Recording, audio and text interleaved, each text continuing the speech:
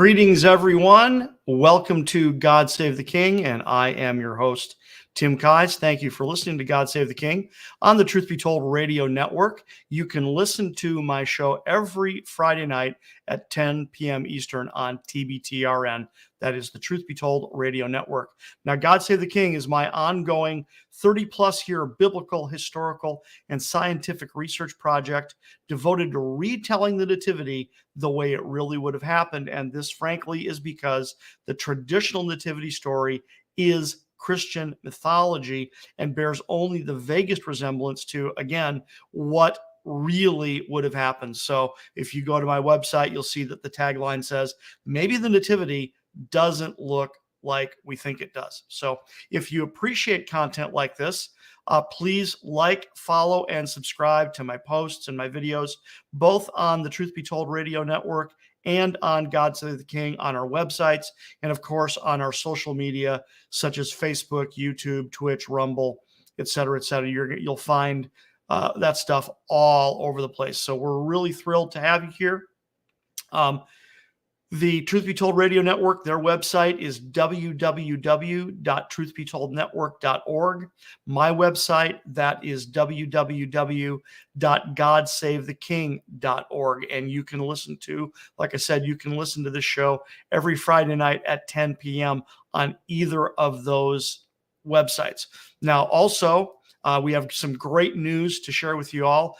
We have expanded our podcast platforms. It's now available to get God Save the King on the Truth Be Told Radio Network on a variety of really popular podcast platforms that include Stitcher, Breaker, Anchor, Apple, of course, Audible, Google, Spotify, and Amazon. So check out whatever your favorite platform is, and you can find God Save the King on the Truth Be Told Radio Network. And then as far as the applications that you can use, on any smart device, you can listen to our show. So you can use the Android app, MyTuner, Wi-Fi Radio, TuneIn, and of course, Alexa, Google, and Apple home devices to access God Save the King on the Truth Be Told Radio Network. And last but not least, you can always dial in 641-741-2866 or 717-567-4977 to listen to God Save the King on the Truth Be Told Radio Network. Now, if you haven't listened to my show before, let me remind those who have, or share with those of you who have not seen my show before or heard my show before. God Save the King, like I said, an ongoing 30-plus year research project devoted to retelling the Nativity story the way it really would have looked. So this project is based on four fundamental premises. Number one, Jesus was not born on December 25th. If you wipe the slate clean, start with no preconceptions and follow where the evidence goes, it will not lead you to December 25th. Number two, tradition is not evidence. Okay, it's just not. Tradition doesn't count as evidence. Number three, the traditional versions of the Nativity story rarely include the historical context. And that's really a crying shame, because the historical context is what turns this into an epic story, right? And then last but certainly not least, again, is number four, the Nativity is not a Christian story. Now, I know that will come as a shock to people. I know there's some people, unfortunately, that will be offended when they hear me say that. And that's not my intention. I don't mean to offend you. I'm just simply stating a fact. The Nativity story is not a Christian story. It is a Jewish story, and it must be returned to its Hebraic context in order for us to understand it properly. Because Joseph was a Jew, Mary was a Jew, Jesus was a Jew, and everything they did and said would have attested to that fact. And we will not understand the Nativity if we are looking at it through this false viewfinder called Christian tradition, especially the traditional Nativity story. If you're looking backwards through time from today and trying to look backwards 2,000 years through history, and you've got on this traditional Nativity story viewfinder, you're going to see things that aren't there. And that's not what we do here. What we do here is we wipe the slate clean. We build the evidence brick by brick and piece by piece to show you what the Nativity really would have looked like. And once again, I always love to repeat this. This is a great synopsis of what happened with the traditional nativity story, which is the fact that history became legend, legend became myth, and things that should not have been forgotten were lost. So the bottom line here is we have to rescue truth from familiarity. The traditional nativity story is so familiar to us that the truth sounds, frankly, almost ridiculous at times. But we're not afraid of that here on God Save the King. We are going to tell you the truth and what the nativity story really would have looked like. Now, when we left off last week, I was teasing you guys. We were starting to talk a little bit about these mysterious wise men from the East, who they were and why they played such a critical role in the nativity story, because they show up, it appears as if they show up out of nowhere, whereas that's not exactly true, but it kind of appears that way. So that's understandable that they would appear to show up out of nowhere, that you think that, at least that's understandable, but it's not really what happened. But I shared some commonly overlooked points about the Magi and their visit to Herod. So I want to review those very quickly, frankly, but then we're going to move on. I'm going to use that as a teaser, and we're going to move into some very closely interrelated information about the Magi. But here's some factoids about the Magi that will get you thinking. Number one, they came out of Parthia. Parthia was the other superpower on the planet at that time. If you go to an old map and you look at the nation of Israel, right? Everything to the west was the Roman Empire. Pardon me. Everything to the west was the Roman Empire, and everything to the east was the Parthian Empire. And those were the two superpowers of their day. So this is actually a huge big deal, and why historical context is so important. Number two, the Magi were not unknown to Herod. Okay. Like I said, it appears as if they showed up out of nowhere, but not really.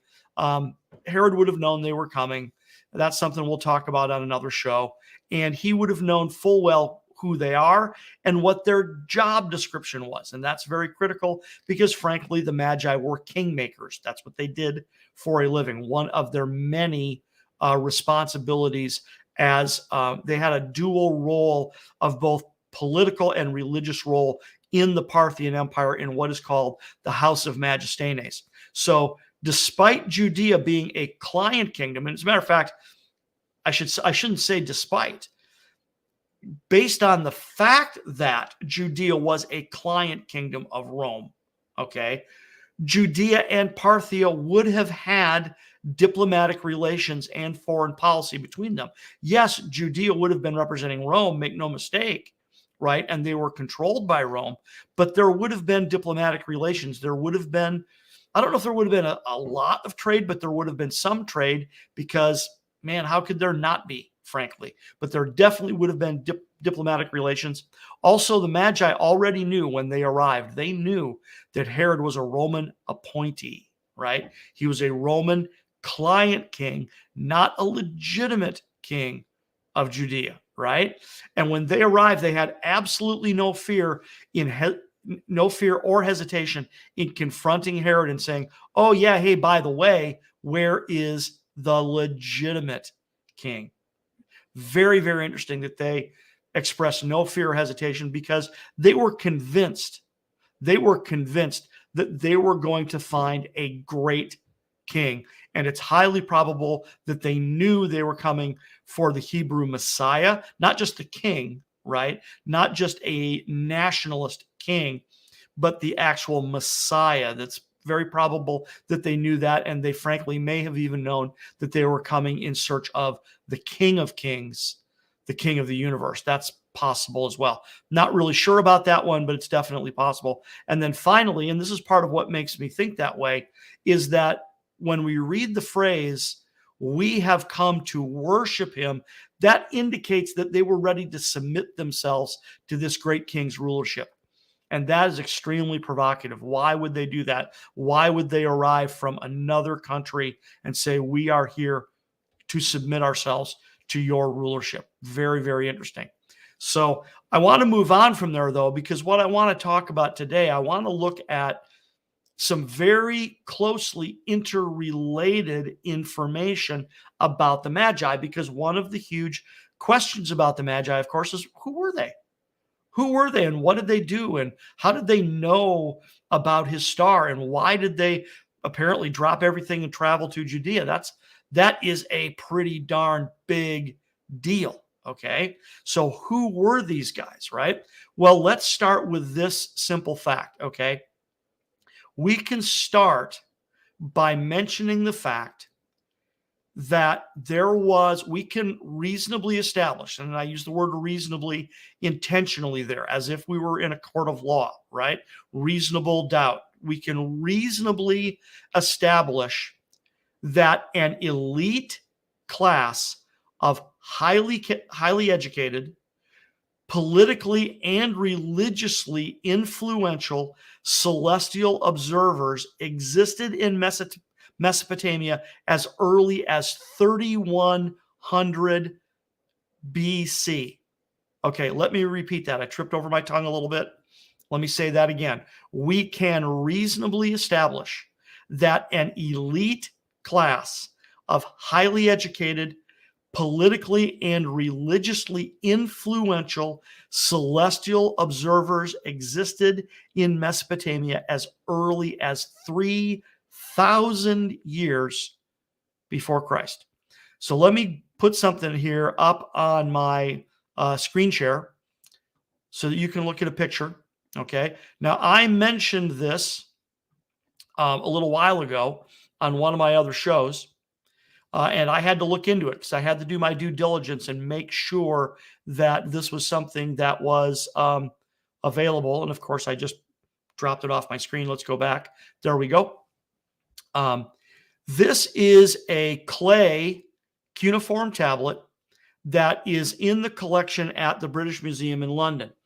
And this cuneiform tablet is known as the planisphere. Okay. It's designated clay tablet K8538, and then it's been dubbed the planisphere. Okay. Now, this tablet was presumed to have been discovered and retrieved from the Royal Library at Nineveh. Okay. Which is the modern equivalent is Mosul in Iraq, which is really interesting because, years ago and even continuing to today, we all have all this hubbub going on in Iraq, and Mosul has now become a household name, right? Well, Mosul is very, very close, only a few miles away from the archaeological site that would have been the ancient city of Nineveh, where there was this spectacular collection that we call a library, this spectacular collection of clay tablets, right? So this was one of the clay tablets discovered and retrieved in the middle of the 19th century by Austen Henry Layard. Now, he was a British archaeologist. He was one of the first ever, quote unquote, archaeologists to do work in the ancient Near East, or what we would call the Middle East today. Now, part of the reason I mention that is because the earliest archaeologists, they had not refined the art and science of archaeology just yet. So it's tragic that they probably lost or destroyed as much as they retrieved, okay? Because they would just shove a shovel into the ground, and if you were hitting a collection of clay tablets, you would start breaking those clay tablets. So, and then in addition to that, they didn't record everything they pulled out. There wasn't someone sitting there, with let alone a computer, wasn't even sitting there with a notebook saying, okay, here's a clay tablet. It's about 6 inches in diameter. It's about 1 inch thick. It's reddish brown in color. And we're going to designate this one clay tablet number 101, right? There wasn't someone doing that. So we can only kind of presume that this was found by Henry Layard and his team in the middle of the 19th century, roughly 1850, 55, 1860, right in there. Now, this tablet is unique in many ways. Number one, it's circular. Not all clay tablets are circular. many of them, if not most of them, are rectangular or in different shapes. So this one is unique because it's round, and also it will fit in your hand. Okay, this one is about 7 inches in diameter, 6.5, 7 inches in diameter, and therefore it will fit in a man's hand, and you'll understand why in a moment. Okay, so a couple of unique features. Like I said, it's circular, about 6 to 7 inches in diameter. There is writing only on one side. If we were to flip it over, there wouldn't be any writing on the other side. And then also, it is what's the word I want to use here? It is on the writing side, it is convex, and then on the non-written side, it is concave.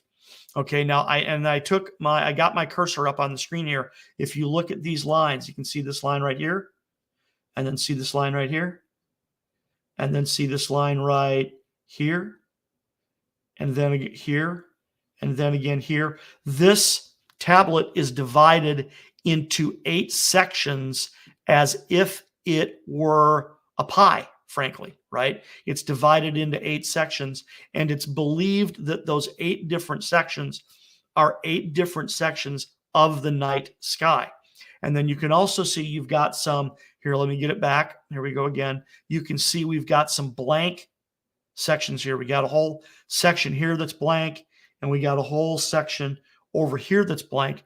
And that's because the original tablet, or the one that was recovered anyway, was damaged, and it had been damaged in a fire. So that is, and it had been damaged in a fire around about the time that it was written. Okay, not later, around the time it was written. But that's why when they reproduce it, right? So like this here, for example, I'm not absolutely precisely sure if this is the clay tablet or whether this is a reproduction, because we know they made reproductions of it for people to study. Okay, so once again, to blow through these unique features: round, 6 to 7 inches in diameter, concave on the outside, or convex on the outside, concave on the inside.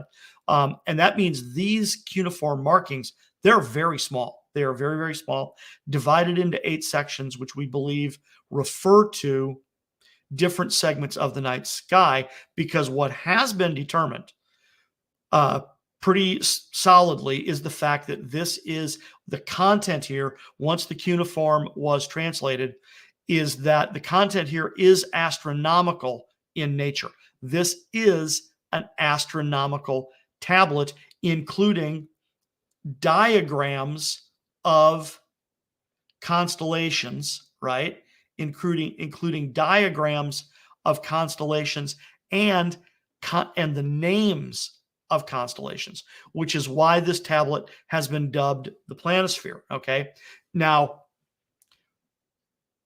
it was discovered, it was retrieved in about 1850 AD, right?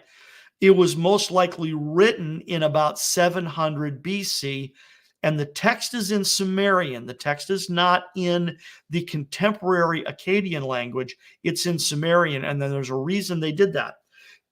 Lots of professionals deliberately use dead languages to preserve the precise meaning of the written text. So like to this day, in many courtrooms, they use Latin. Latin is used in medicine. And then, of course, biblical scholars make heavy use of Greek and Hebrew and Aramaic, not only because that is the language of the ancient text, but those are dead languages, which means there's no ambiguity due to the language transforming over time, right? The language is no longer a living language. Therefore, the language is no longer changing according to common use today.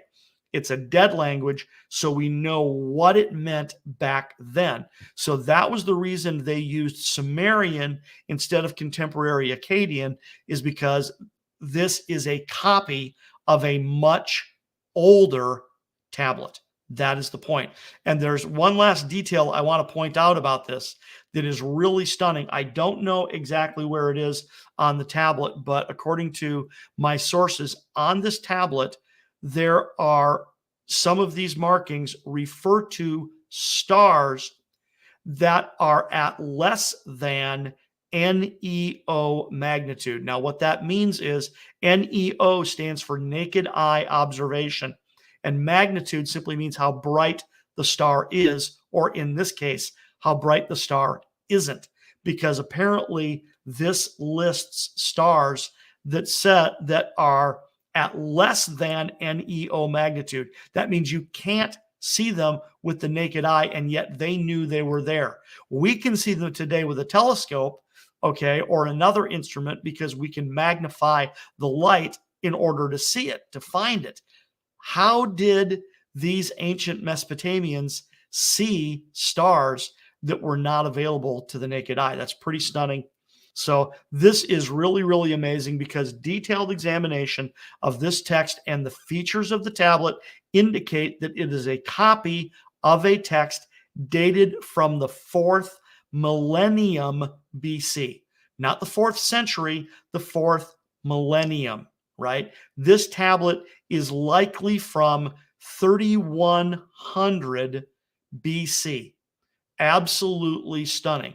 And part of the reason they know that, or part of the reason they suspect that, is because it appears to record a very, very dramatic astronomical event. Now, this is part of why this tablet may still exist, because what they also have determined is that this was a field record. The reason this is round and the size of a man's hand, and the reason it's convex on the outside, is because it would make this tablet easier to hold and scribe and see in low light when an observer was doing his morning or evening observation.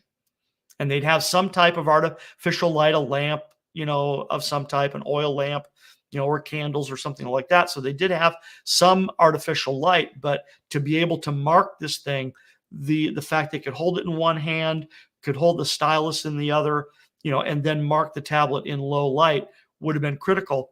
So what they also determined about these tablets is that they would mark in the tablet, and then they would keep the tablet for, like a week or so, or maybe 2 weeks, and at least in theory, transfer it to a more permanent tablet. And then they would take a wet rag or a sponge or something of that nature, and they would wipe it clean, and they would reuse the tablet. Pretty stunning. So this appears to be, from the best we can tell right now, this appears to be a reusable clay tablet that was used as a field reference, a field record in about 3100 BC, but that the reason this particular one still exists is because it includes a record of an extraordinary astronomical event that they literally may have witnessed. Now, it's always possible that this is a copy of a copy, right? But the general hypothesis about this is that this recorded an astronomical event that was witnessed, right? And it was a very dramatic, very stunning event that we're not going to talk about here because it will derail our conversation, okay? But this is pretty amazing that this is so like I said, this establishes the fact that we had an elite class of highly educated celestial observer in Mesopotamia in the 4th millennia BC. And they were politically and religiously influential because this tablet still exists. And it was copied, 2,500 years later? Do the math. My math hasn't been really that great lately. I've been embarrassing myself. But yeah, 700 years. What's that? 2,400 years later, somebody copied this tablet. It was important enough to copy it. So this is piece of evidence number one with regard to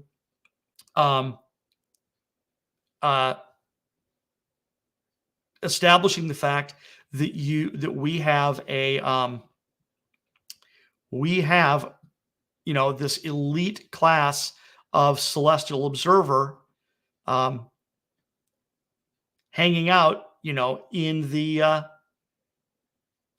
4th millennia BC. And the reason I'm hesitating and stuttering here is I just realized that my next graphic is not in place. So bear with me for a second here while I fumble around and find my next graphic, because I was supposed to have it ready for you.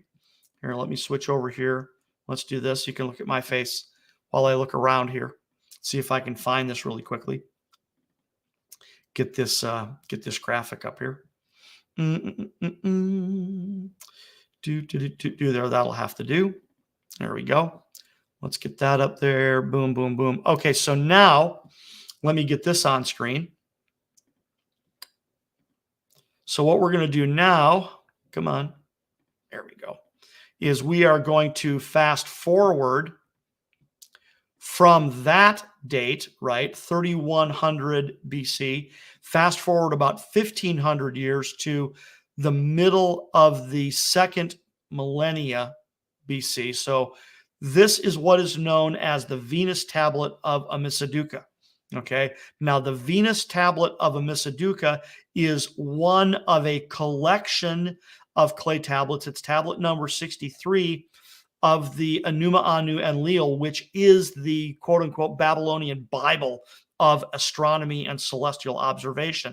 And it's this extensive catalog of astrological omens, okay? Most of it is not charts and catalogs and lists. Most of it is records of the actual omens and what they believed the omens meant. But this is a catalog.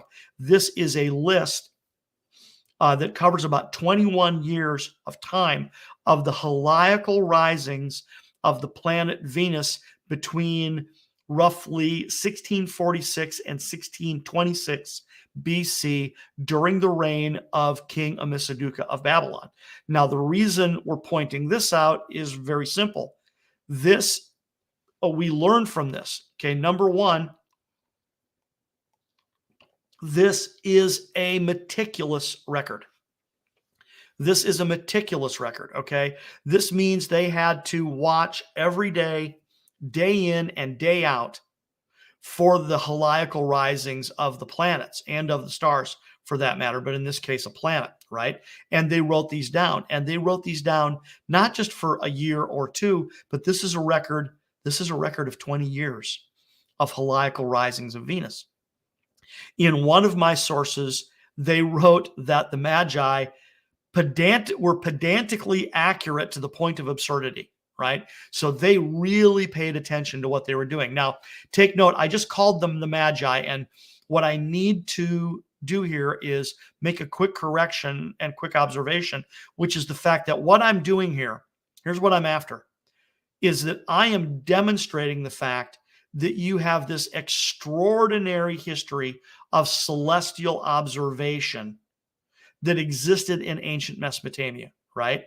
We know that it existed at the time of Christ. We know that it existed at the time of Daniel. We know that it existed during the reign of King Amisaduqa, and we know that it existed in 3100 BC, that there was this, once again, elite class of highly educated celestial observer that was both politically and religiously influential, right? Here's what we don't know. We don't know when they began to be called the Magi. That we do not exactly know. Now, we'll cover the history of that in another episode, because we do have ancient records of when the label Magi began to be used. We are going to mention it tonight. I'm going to mention it here in a few minutes, as a matter of fact. We are going to talk about when the label Magi began to be used, but I'll devote an entire show to the label Magi and who were they and how did that label get started and how did that label then get attached to this class of elite celestial observer. Okay, so now back to the tablet of Amisaduqa here. Like I said, this teaches us several things. It teaches us that this scholarly class of celestial observer was absolutely at work in the middle of the 2nd millennia BC. This is a meticulous record of celestial observations. It also demonstrates to us that heliacal risings were extremely important. If they're recording them, they were very, very important to them. And then one other thing that this demonstrates to us, if we use a type of reverse engineering here, is that, well, who wrote these? Well, it's obvious that these were written by the celestial observers themselves. These were the cats that were going out at night and taking a leather hard clay tablet out there with them and an oil lamp and a stylus, a triangular stylus, and then looking at the stars and then painstakingly making these markings in these little circular field recordings that were then transmitted and transposed and translated into a larger catalog such as this. I mean, that is really, really stunning. So their records were meticulous, and they paid extraordinary attention to the heliacal risings of planets. Now, this is the heliacal rising of Venus. We're more interested in the heliacal rising of Jupiter, but this just demonstrates that they were, frankly, obsessed with this. As my source says, pedantically accurate to the point of absurdity. I mean, that's pretty amazing, right? So now let's do this again. Let me hit stop on my screen share and go back to my screen share and grab another graphic here. All right. Got to find it. There it is. Go back here. There we go. Now, so here we go again. One more time. Now, what is this? This is another clay tablet. Now, this clay tablet is designated tablet VAT, capital VAT. I do not know what that stands for. Tablet VAT 4956, and this is in the Berlin Museum, right? Because the Europeans, they're the ones that did the bulk of this type of archaeology in the Middle East in the middle of the in the middle of the 19th century, okay, AD. 150, 175 years ago-ish was when they were digging in the Middle East. Now, what is very, very interesting about this tablet is that this tablet documents the reign of Nebuchadnezzar of Babylon. Okay, so this is, of course, a Babylonian king who is extremely familiar to Bible readers. We know all about Nebuchadnezzar because of the book of Daniel, right? So we know who Nebuchadnezzar is. Well, this is amazing because this is a secular external document that not only verifies that Nebuchadnezzar existed, but actually verifies the conquest of Jerusalem in 586 BC. That is in this tablet. Okay, this tablet tells us straight up that the Babylonians conquered Jerusalem in 586. And we have a record, okay? I don't have it on a graphic here. I'll just have to read it to you, but I have a different graphic that I will share with you in a second. Because our record, one of the places we turn to is not only the book of Daniel, but if we look at the book of Jeremiah and we read Jeremiah chapter 39, verses 1 through 3, this is what we read. Okay, we read verse 1, in the 9th year of Zedekiah, king of Judah, in the 10th month, Nebuchadnezzar, king of Babylon, and all his army came against Jerusalem and besieged it. In the 11th year of Zedekiah, in the 4th month, on the 9th day of the month, the city was penetrated. Then all the princes of the king of Babylon came in and sat in the middle gate. Nergal-Sharezer, Samgar, Nebo, Sarsekim, the Rabsaris, Nergal-Sharezer, the Rabmag, and the rest of the princes of the king of Babylon. Now, this, I didn't take the time to dive into this deeply. I will in another show. I'll put it up on a graphic and we will separate this out. This is a combination of names and titles. It looks like names, but it's also titles mixed in. So let me get this other graphic up here for you, because let me read off this list of names and titles again. We read Nergal, Nergal, Nergal-Sharezer. Samgar, what looks like, at least in the English, right? Transliteration looks like Samgar Nebo, right?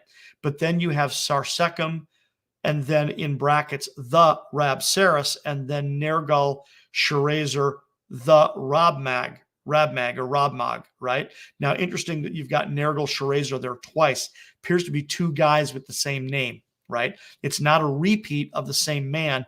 It's a repeat of two men, and that the second one is identified as the Rabmag, okay, in order to differentiate him from the other Nergal-Sharezer, also mentioned in the same verse.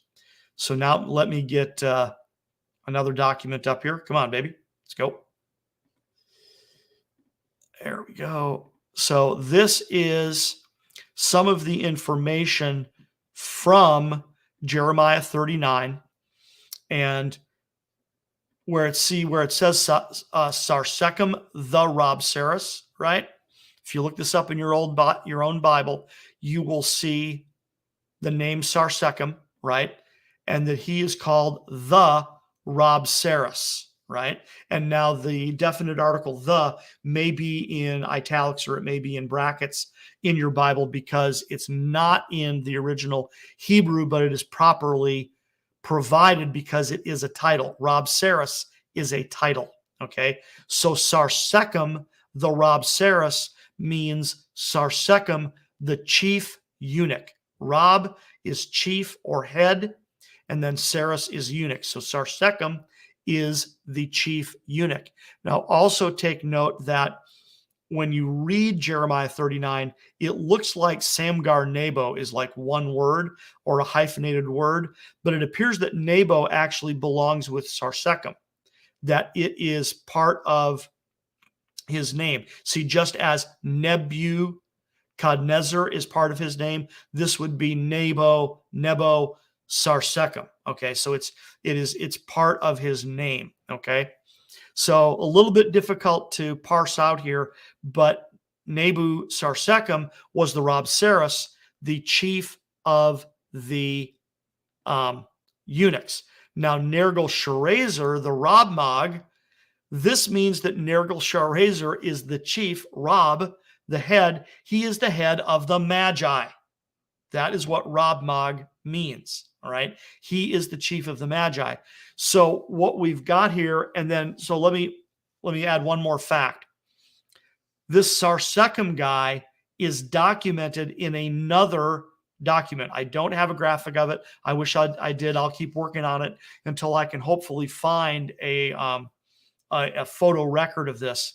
That Sarsekim is documented in an economic document found in the Babylonian city of Sippar, right? Now, Sippar, if I remember off the top of my head, is south of Babylon, but it was one of their holy cities, right? So there would have been a temple there, and there would have been a library there. And the library of Sippar, once again, if I remember off the top of my head, yielded like 10,000 clay tablets. Library at Nineveh yielded like 30,000 clay tablets. But in a tablet found in Sippar, we have an external record of Sarsekim. So the Sarsekim of the Bible, and the dates line up properly and everything like that. So the Sarsekim of the Bible has independent documentation as being a real person, right? So this list of Babylonian officials that we find in Jeremiah 39 is accurate, right? We've got independent verification that this is the case. And this also means that we have independent verification that by the 6th century BC, Babylonian officials were using the title Magi or Magus or Mag, right? This would have been in Aramaic as opposed to Hebrew or Babylonian, right? Now it's a transliteration of Babylonian, right? But that's why, but Babylonian and Aramaic are very closely related. But that's where we would have gotten this label Rabmag. And then I didn't go there. I've got it in another graphic from my TV show. We'll pull it up some other time. But when Daniel interpreted Nebuchadnezzar's dream, we take note of the fact that, Nebuchadnezzar had this very disturbing dream, and he put out the word that his wise men needed to interpret this dream, that he needed to know what was going on. And no one could interpret it for him. No one could understand it or interpret it. So Nebuchadnezzar, put out the word that, hey, you guys better figure this out. If you don't figure out this dream, it's not going to be very good for you guys. There will be punishment. And since Daniel and his friends, as Hebrew captives, were being trained to be court officials in the court at Babylon, they fell into that same designation. Now, they were in training at that point. They weren't officials just yet, but they were in training. Then, of course, we know how the story goes. Daniel beseeches the Most High God, who graciously gives him the interpretation of the dream. And then that way, Daniel is able to report to Nebuchadnezzar. And then what happens as a result? We know the end of the story. The story tells us that Nebuchadnezzar appointed Daniel to be the chief of all the wise men of Babylon. So in other words, Daniel was appointed Rabmag. Daniel was appointed the chief of the Magi, or a chief of the Magi, might be a more accurate way to put it. Now, he's not present at the conquest of Jerusalem. He's back in Babylon, because the one referenced here in 586 is actually the second siege of Jerusalem. Daniel was taken captive in the first siege, right? So he's back in Babylon, and probably for a very good reason, right? He's back in Babylon. I don't know the timing. I don't know whether Daniel would have interpreted the dream before this or after this. It's a good question. We'll have to chase that one down and see if there's anything significant in that. But Daniel's back in Babylon because either he's not been appointed Rabmag yet, or if he has been, he's probably got more important things to do than be accompanying Nebuchadnezzar on this siege. He's probably back in Babylon taking care of things, seeing to affairs of state. But this is really, really, really interesting here that we have at least these three. There's going to be more. At least these three clay cuneiform tablets that are, oh yeah, by the way, I totally forgot to mention. Let me get this back up here. I can't believe I forgot to mention this. Let me get back to screen share here and get this one back up on screen. This is, let's go back here. So this is VAT 4956 in the Berlin Museum. What I forgot to mention about this is that the date 586 is mentioned in the document because it is a record of the conquest of Jerusalem in 586. So that is why, actually it's reverse. Let me take that back. It's reverse engineered. It's reverse engineered. We are told in the document that this document is year 37 of Nebuchadnezzar's reign. Okay, so then if you go backwards and add 37, right, we get when Nebuchadnezzar's reign started.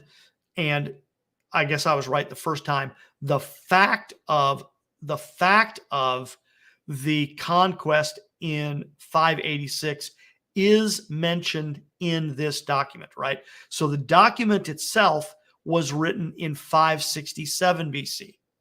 The document itself was written in 567 BC, and it references the second siege in 586 BC, and then it also references the first year of Nebuchadnezzar's reign, 37 years prior to 567 BC.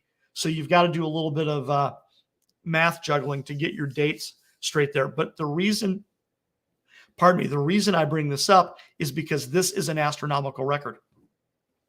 In addition to being an historical record, it's an astronomical record because it records the positions of moons and planets in the 37th year of the reign of Nebuchadnezzar, and it confirms the destruction of Jerusalem in 586.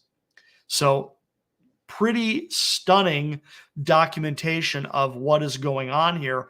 The fact that we've got Sarsecum he's not mentioned in this document, he's mentioned in another document, but this verifies the record of Jeremiah 39, where we have a list of officials. And then, like I said, we've got this other document that tells us about Sarsecum. We know that Sarsecum was the chief eunuch. We know that Nergal-Sharezer was the chief Magi.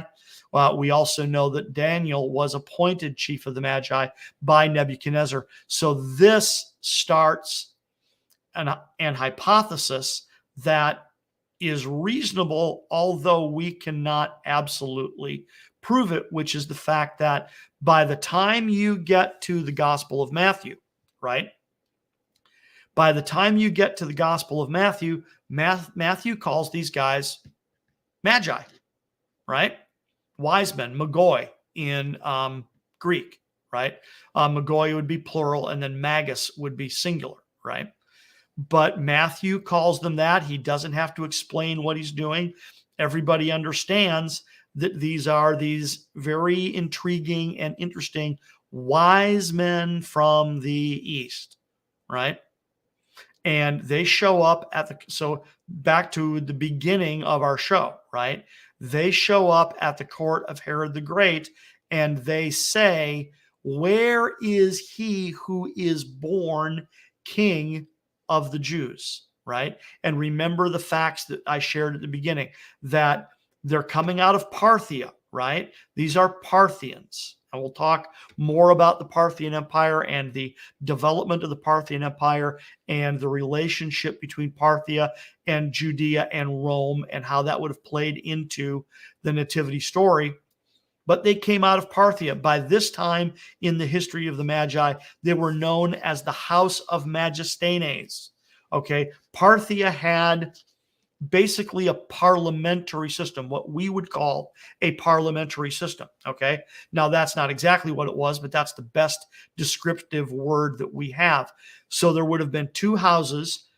The upper house was the house of the royals. It was simply the royalty, right? And then the lower house was the House of Magistenes, the Magi, right? And the House of Magistenes, the Magi, it's very interesting to note that they had three definitive responsibilities. And of course, just a coincidence that we find all three of these responsibilities listed in the Bible. They were responsible for, and here we go, right? Here we go. I'm going to duck off camera for 1 second and grab a book so I can hold it up on camera for you guys to see it. 1 sec. All right, we're back. So now let's do this in front of the camera. It's always tricky to do this backwards, right? So take a look at the front of this book. It's from the State Archives of Assyria, right? Volume 8, right? And it is called Astrological Reports to Assyrian Kings, okay? Now, yes, it says Assyria, and we're talking about Babylon, but those two are almost interchangeable because you're talking about Assyria being the dominant empire in northern Mesopotamia, and then Babylon being the dominant empire in southern Mesopotamia. Now, they were dominant at different periods of time, but the practices of their royal courts were extraordinarily similar, right? And we know that this elite class of highly educated celestial observer with both political and religious influence existed in all the royal courts throughout Mesopotamia, going back at least 3,000 years before the birth of Christ. Okay, so the fact that we are getting some of our information from the royal court of Assyria, no big deal, because the practices were so similar that we can pretty much plug and play and recognize that the practice would have been virtually, if not literally, identical in the Babylonian court. Because what those are, okay, is that is a catalog of the daily intelligence briefing given by the Magi to the king. Because what the Magi would do is that in addition to their morning and evening observation, where they would go out and record the positions of the stars and the moon and stuff like that for the day, they would then compare it to these catalogs, right, to the Enuma, Anu, and Enlil, their catalog of astrological omens, and they would say, "Oh, great king, this is what the stars are saying," right?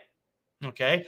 And then the king would then determine whether certain, royal decrees need to be made, because for one thing, they definitely, there were not only were there astrological interpretations to these omens, but there was also extremely practical interpretations to these omens as well, because of the fact that they would go out year to year and go, "Oh, look, there's XYZ over on the horizon at this time of year. That means it's this month.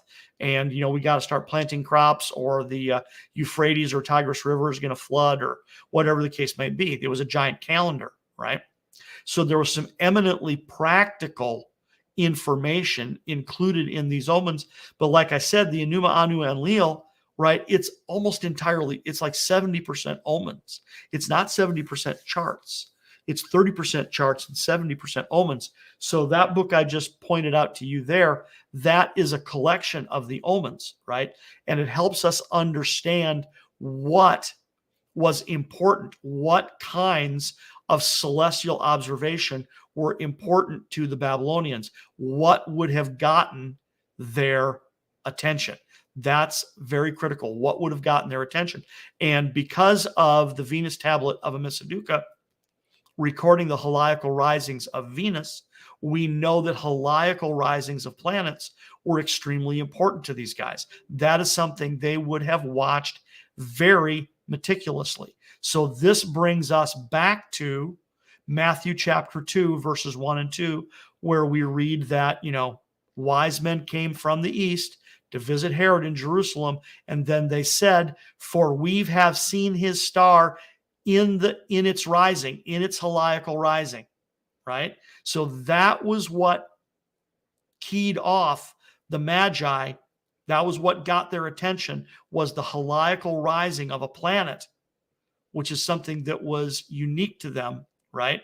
Or not unique, that's not the right word. It was something significant to them, right? That got their attention. But then the other part of the puzzle, which is conjecture, but it makes complete sense, is, but then how did they know that it was the Jewish Messiah, right? Now, this would have been the heliacal rising of Jupiter in conjunction with Regulus in Leo on July 29th of 3 BCE, okay? 3 BC, July 29, heliacal rising of Jupiter in conjunction with Regulus in Leo, right? In Leo. So,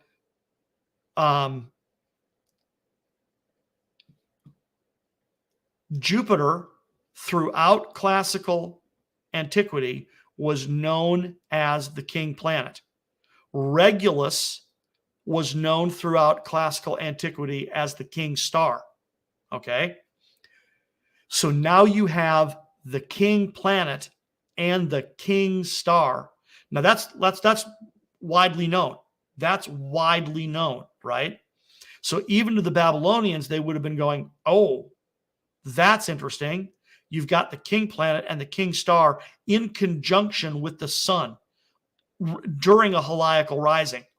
So that right there probably would have got their attention. But what appears to have also happened is that there was a subset or a subtext of arcane knowledge that appears to have maybe been started by Daniel, that was interwoven with what these wise men believed.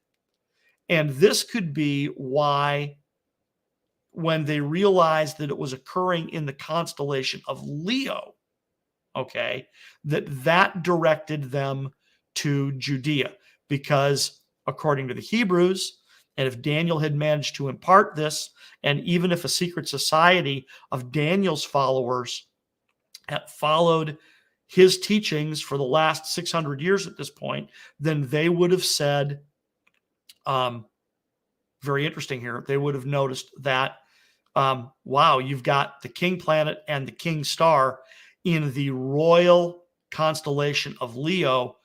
This is ridiculously rare astronomical occurrence, and it's extremely important. Now, mathematically, it probably could have occurred 3,000 or 4,000 years earlier. And, based upon what I've shared tonight, it appears that they were making celestial observations that far back. Okay, that you did have Mesopotamian astronomers that far back. So we don't know whether they had ever seen this before or not, but I speculate that this was the first time that this sign had ever been observed in human history. And it certainly was the first time that this star had this celestial had been observed by observers. In other words, they paid special attention to this. So I made up this graphic that reads, the planet Jupiter was known throughout classical antiquity as the king planet. The star Regulus was known as the king star. Jupiter is called Tzedek in Hebrew, meaning righteousness, and Regulus was known as Melech, meaning king. So on July 29th, 3 BC, the Helical rising of Jupiter, the king planet, occurred in conjunction with Regulus, the king star, in the royal constellation of Leo. This was likely the first time this precise combination of celestial objects had ever been observed in human history. And this final little point here, with Jupiter being called Tzedek and Regulus being called Melech, if you put the two of them together, that would be pronounced Melchizedek.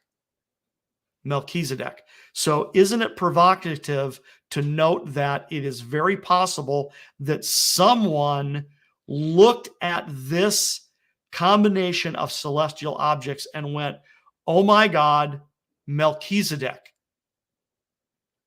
A righteous king, the king of righteousness, has been born. So yeah, there's a little bit of conjecture in there, but it's conjecture that makes an awful lot of sense. So we are going to wrap it up there. I thank you for listening to God Save the King. Remember, you can listen to God Save the King every Friday evening at 10 p.m. Eastern on the Truth Be Told radio network. Thank you for joining me today. My name is Tim Keyes. I am the host of God Save the King, and we will see you next time.